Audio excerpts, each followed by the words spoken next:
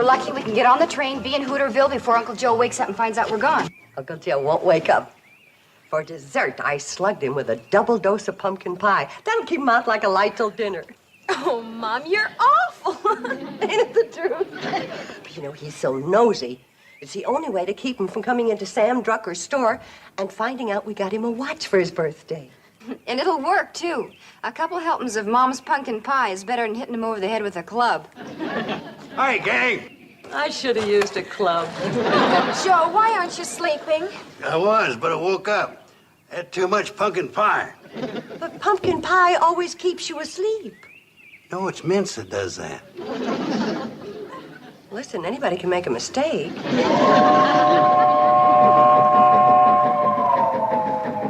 Well, so long, Uncle Joe. See you when we get back. What do you mean, so long? This is buying day, ain't it? I'm going into Drucker's store with you like I always do. Well, we're not going to buy much today, and the girls can help me carry it. They're young and strong. Meaning I ain't? Well, of course not. It's just that you've been working so hard around here lately. Thinking and planning. I have been pushing pretty hard lately. Sure. You've worked hard all your life. You're entitled to relax a little. You've done your share. Come on, girl. Bye. Bye, Uncle Joe. Save your steam. They're getting on. Bye, Uncle Joe.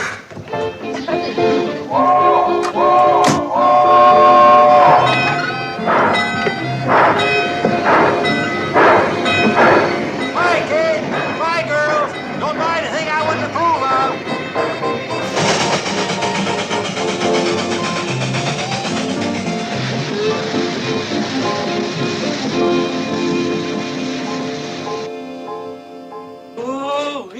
It's Billy Joe Bradley and her mother and sisters.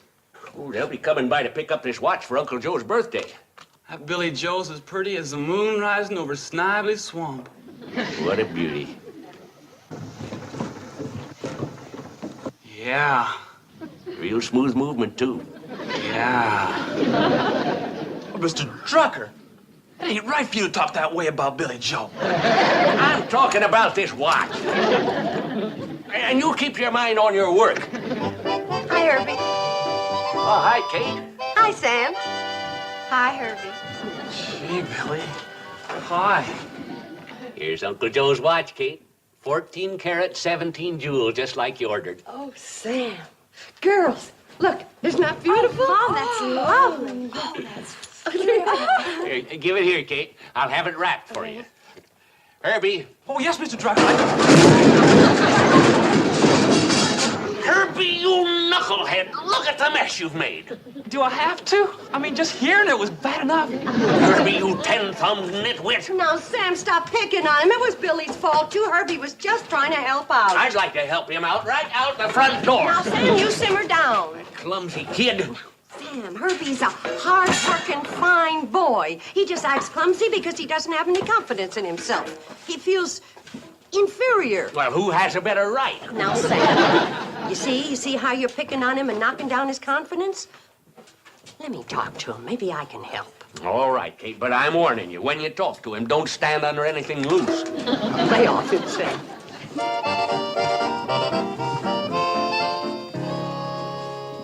Herbie, don't look so sad.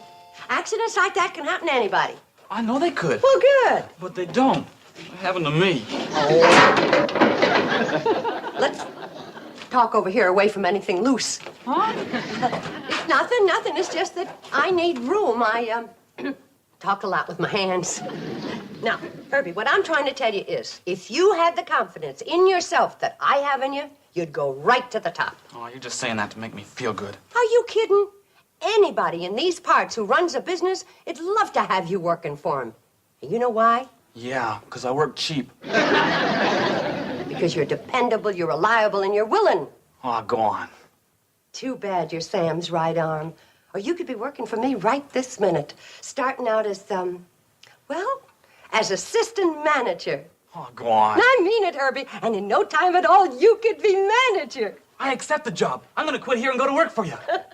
Go on. Oh, thank you, Mrs. Bradley. Thank you. Oh, at last someone believes in me. Whippy!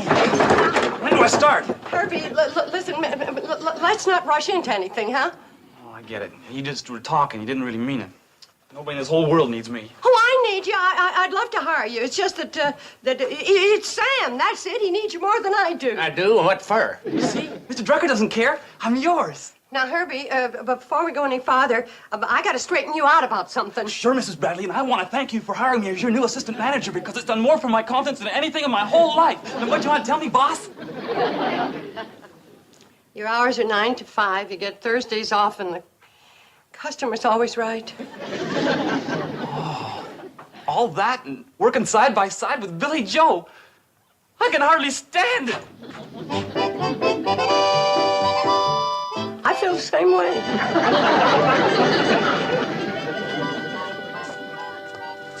Thanks, Herbie. Merci, Herbert. Thank you, Herbie. Well, Mrs. Bradley, what room are you going to give your willing and dependable assistant manager? Who? Me. Oh, yes, you. For a second, I didn't recognize the description. Well, I was thinking, why don't you take Uncle Joe's room and move his things into that big corner room that he's been wanting? Right, boss. I'll start moving the stuff right away.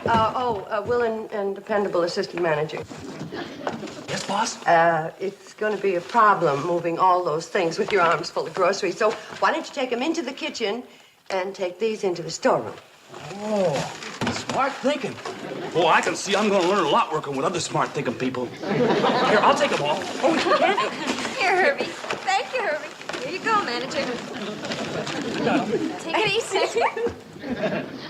Mom, the next time you get an idea to build somebody's character, Don't? don't. Well, Herbie, my boy. Here, let me give you a hand. Gee, thanks, Mr. Carson. There you are. Thanks a lot. Don't mention it. Hey, you better get barreling it, Herbie. The cannonball run off and leave you. Oh, I'm not taking the cannonball. I'm living here now. Mrs. Bradley made me the new assistant manager of this here hotel. Well, congratulations, Herbie. Thanks, Say, boss. you're coming up. Hold on a minute. What do you mean, assistant manager? Oh, she says I'm bright and dependable and trustworthy, and I'm going far in the hotel business. Well, gotta get to the business of assistant managing.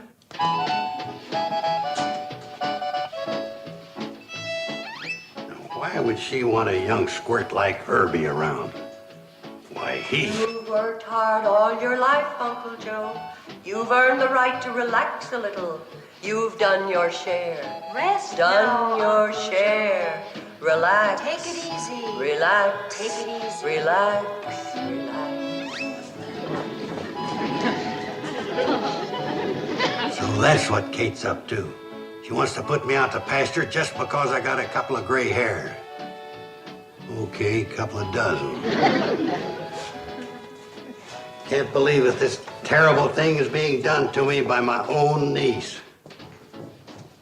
Oh, Uncle Joe. Don't speak to me, my own former niece. Uncle Joe, what Same do you... goes for accomplices. Uncle Joe, what are you so darn steamed up about?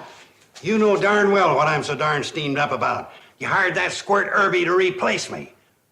Oh, I did no such thing. All right, then prove it by firing him out of here right now. But I can't. You see... You bet I see. Real good. I may be an old man with double chins to you, but I still got pride enough to hold them both up.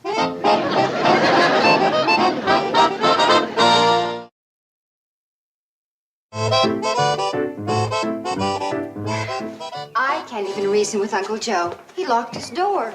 And when I knock, he just growls. Sounds like a room full of Airedales. Well, maybe I ought to go Come on, upstairs. my old and only friend. You and I are going to wait for the train down to the railroad tracks. Uncle Joe! I don't cotton to hanging around with a bunch of strangers. Wait, Uncle Joe. Uncle Joe, why are you carrying on so much about absolutely nothing? Well, it ain't my idea of absolutely nothing. You think I'm an old man. You're putting me out to pasture just because I got a few gray hairs. Oh, I'm not putting you out to pasture because you've got a few gray hairs. No? Then what are you putting me out to pasture for? Uncle Joe. This morning you went to town and you bamboozled me out of going with you. Yes or no? Well, yes, And when but... you come back, you brung that young squirt Herbie Bates with you and made him the new assistant manager of the hotel. Yes or no? Well, yes, but I can explain everything. All right. Then explain the part about not wanting me to go to town with you. That part I can't explain. Uh-huh. What about bringing that young squirt Herbie here and making him assistant manager? Oh, aha, to you. I gave Herbie a little job with a big title just to build his confidence. Oh? I wanted to make him feel important. That's why I can't fire him. Maybe I was a mite hasty with my conclusion jumping. Oh, well, then it's all settled. You're staying. Here, I'll take your Don't suitcase. let go, I'll I take can handle it. No, I'll take Don't it. let Give it go. to me.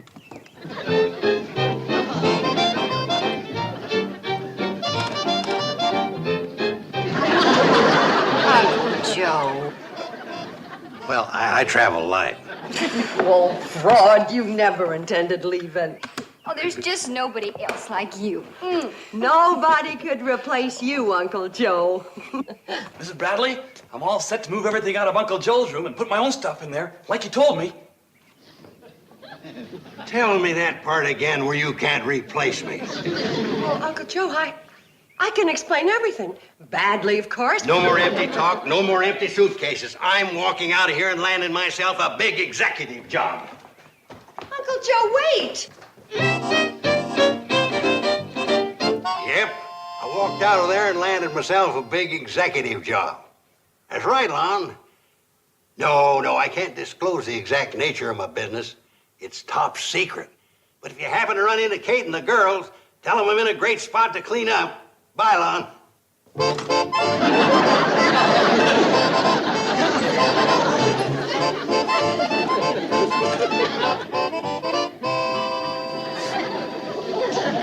Evening.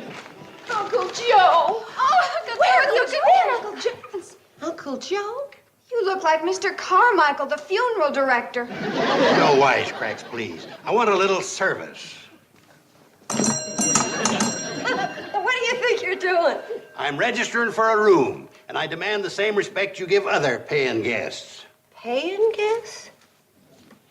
Cash on the barrelhead for the best room in the place. Oh, but Uncle Joe, you... That's Mr. Carson. Mr. Carson? Now you're talking. I've just accepted an important position as executive vice president of one of Hooterville's leading industries. You may think my registering here as a paying guest kind of strange. Not strange. Ridiculous. The explanation is quite simple. I decided to be a guest here because it is convenient to my important executive work. And because the Shady Rest Hotel has always been famous for its fine management in the past. My key, give it to me. Boy, would I like to... Here you are, Mr. Carson. Sir. Thank you, Mrs. Bradley. Ma'am.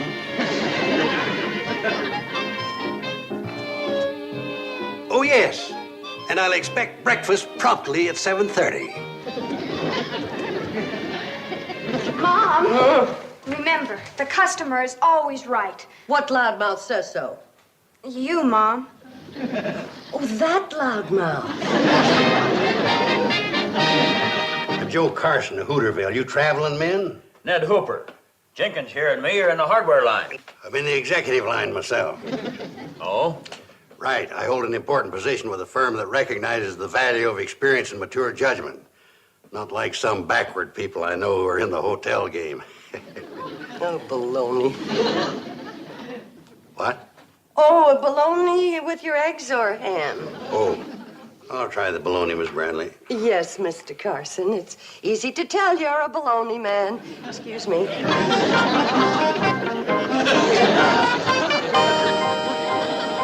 28, 29, 30. Hey, Mom, what's the matter? 31. I'm counting to 10, so I'll lose the urge to kill him, but it doesn't work. Mom, how come he's acting this way? It's not like him. Oh, he just wants to prove to us what a valuable man he is and that we don't appreciate him enough. That's why he's staying here and bragging about his big executive job. A job that doesn't even exist. Oh, he's got some kind of job. He came home with money last night. My guess is that he's clerking in a drugstore or he's selling ribbons over a dry goods counter. Poor man. Mom, why don't we follow him to where he works and blow the lid off this whole thing? Oh, we couldn't do that. On account of his pride. But we've got to do something. Honey, believe me, he's gonna get tired of pretending real soon. Go back to being his own sweet, lovable self. Hurry up with my breakfast, or I'm reporting you to my colleagues at the Businessmen's Club. The service here is pathetic. Girls, we're going to follow Uncle Joe to where he's working and blow the lid off everything, including Uncle Joe. But how about his pride? Yeah, how about that?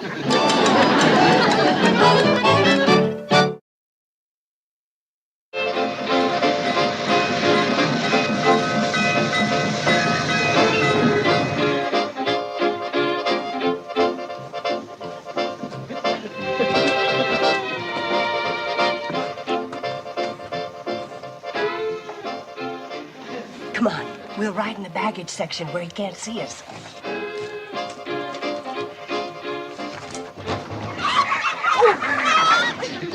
Hey, we forgot. It's market day. We'll have to ride with a carload of chickens. Oh, dear. Well, maybe we better wait till tomorrow. Oh, tomorrow will be full of hogs.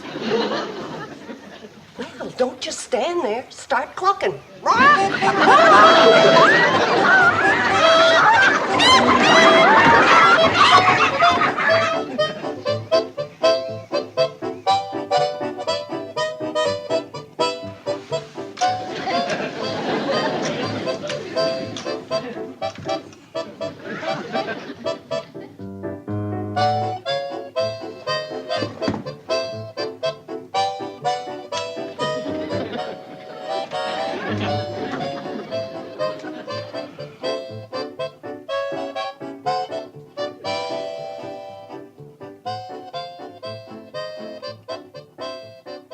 Give Uncle Joe a job as executive vice president of my store? Well, Kate, there's a lot less painful ways of going broke. Yeah, but Sam, if you told him that he'd be a great help to you, then he could quit that horrible job at Luke's Eatery and not be humiliated. Remember, he's one of your oldest friends, and you've known him for years. No, I can't do it. Uncle Joe is a fine fellow, but he'd just be in the way around here. I don't think I'd want to hire him, even if you threw in one of your girls. What's wrong with her girls? Yeah. Yeah. Any one of us could do a darn good job here. Darn right. I'll bet if I worked here, why, business would double in a week. Especially among the boys. Okay, Billy Joe, you've got the job. Whoa, Sam, whoa. We want the job for Uncle Joe. He's got it if you throw in Billy Joe. I like the way she works. But I didn't mean that I... Remember, you're one of his oldest friends. You've known him for years. All right, Mr. Drucker, bring on the work. Uncle Joe and I are raring to go.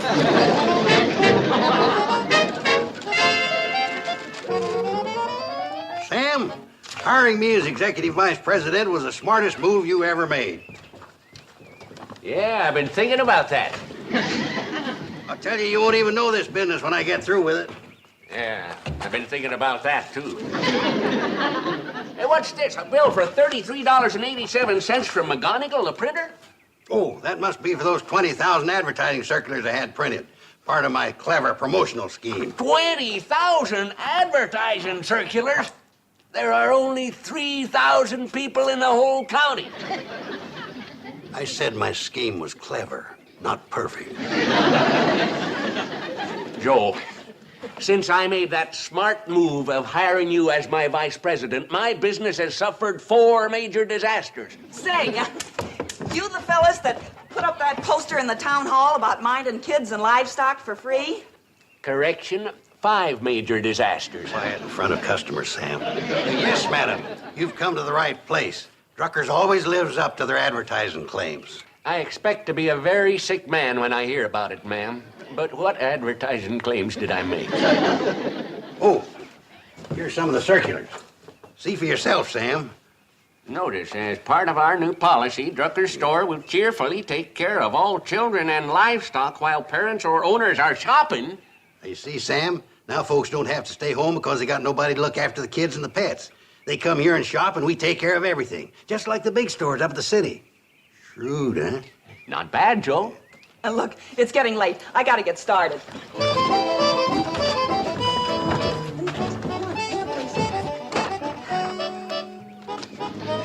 What'll it be, ma'am? Now keep an eye on them and make sure they get fed proper.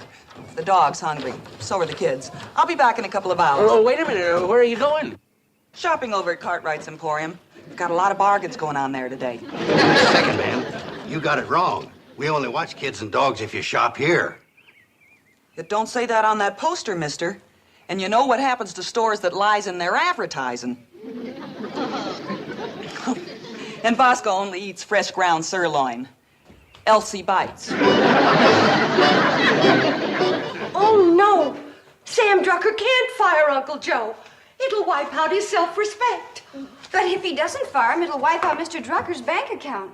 And Mr. Drucker looks so pitiful when he cries. Well, so will Uncle Joe when he fires him. Now, there must be another way we could handle this thing. Hi. Oh, Billy Joe. Hi.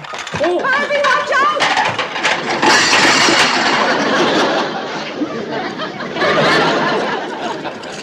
That's it. That's what? Another way. A secret weapon, sometimes called a Herbie Bates.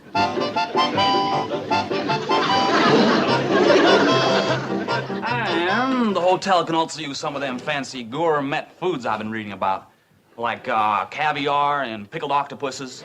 Order me a dozen of each. Herbie Bates, when they handed out brains, you wasn't behind the door. You wasn't even in the building. I'm the assistant manager of the hotel, and Mrs. Bradley says whatever I think we need, I should order. That ties it. Herbie, you're pathetic. You know less about the hotel business than a backward polecat. I wouldn't talk if I were you, Mr. Carson. No offense, but when I've been hearing around town, you know less about the grocery business than a whole flock of backward polecats. Look what you're doing to my beautiful hotel. Well, look what you're doing to my beautiful store. I'm terribly sorry, Mr. Drucker. Yeah, Herbie, I guess I'm going to have to hire you back again. Me? You're joshing. Well, might as well if you're going to come here and break things. That way, at least I can take it out of your salary. Great, Mr. Drucker. Boy, I've really been missing this place. All the hay and the grain and the chicken feed, and especially you. Would you like your old job back, Uncle Joe? We sure need you. Yeah, you bet you do. I haven't made up my mind whether I want to get back into the hotel game. Oh, please, Uncle Joe, nothing's wrong with Uncle Joe. Well- Come home. That depends Depends on what? on whether Sam can spare me. How about it, Sam? Can you spare him? Could George Washington spare Benedict Arnold? Huh? I say it'll be a struggle, but with Herbie here helping me, I'll try to scrape through. Quiet, everybody. To top off the homecoming celebration, the girls and me would like to present you with this fine watch in honor of your birthday. Happy birthday! If you like it. Open it up. I want to see if you like it. Hurry up. Come on. Hey, girls. Gee, thanks for the beautiful watch. It's just what I wanted. You shouldn't have done it. Considering all the trouble it caused, you're right. I shouldn't have. Congratulations, Mr. Carson, and a very birthday. Welcome back to the grocery game, Herbie.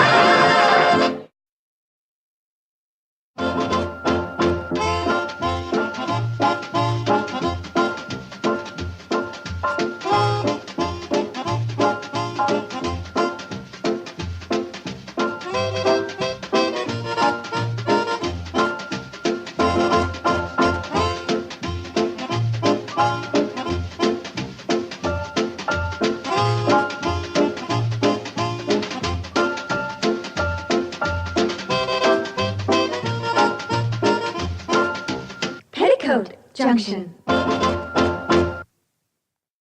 This has been a Filmways presentation.